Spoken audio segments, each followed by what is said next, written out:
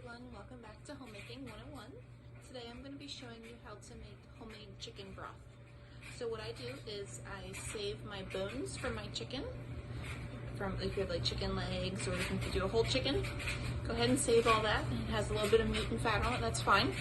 And we're going to go ahead and use that. And I also have some leftover scraps of vegetables that I'm going to throw in there with it to help add some flavor. So let's get started. So I'm going to add my bones into my pot. And then we're also going to add my scraps of vegetables. Now this has some carrots, peppers, and lettuce in here. You can use whatever you have. If you have some onions, that makes good flavor too. So I'm just going to add all this into here.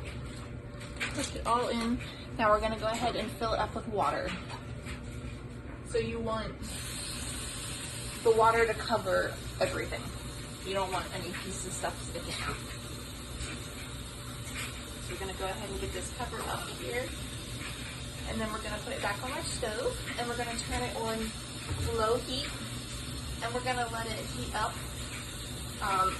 I let it sit for anywhere from 6 to 8 hours to cook.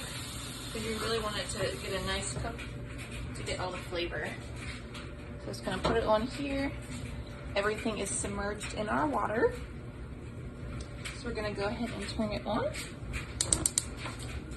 I have a gas stove, so I'm going to put it on about between 2 and 3. I am going to go ahead and put a lid on it as well. That'll help it cook better. Let me grab my lid here. Okay, so we're going to let that sit. We're just going to keep checking on it every so often, but like I said, it needs to cook for about 6 to 8 hours. Some people like to do about 12 hours. It depends on how much of a flavor you want. So we're going to go ahead and check this in about 6 to 8 hours. Alright, so our chicken broth has finished. I did have to put it in the fridge overnight and I restarted it today because I ran out of time, but it did go for about 8 hours. So we're going to go ahead and strain it into our crock pot.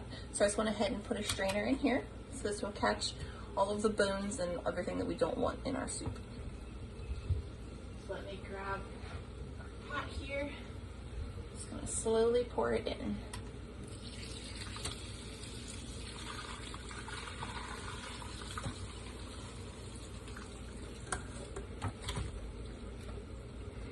It smells delicious.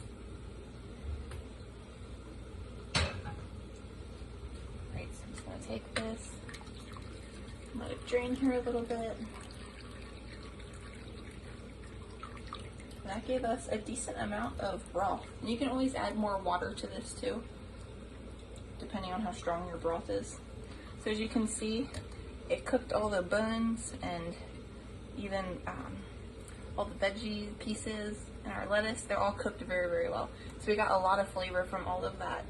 So then I am going to go ahead and throw this into our compost pile then, because that is all finished. Alright, so let me show you here. As you can see, there we have a really, really nice chicken broth. And you can add some flavoring to it if you want more. I think it's good just the way it is. If anything, just a little bit of salt. And then in an upcoming video, I'm going to be using this to make a chicken soup. So stay tuned for that. Thank you so much for watching. Please like and subscribe below.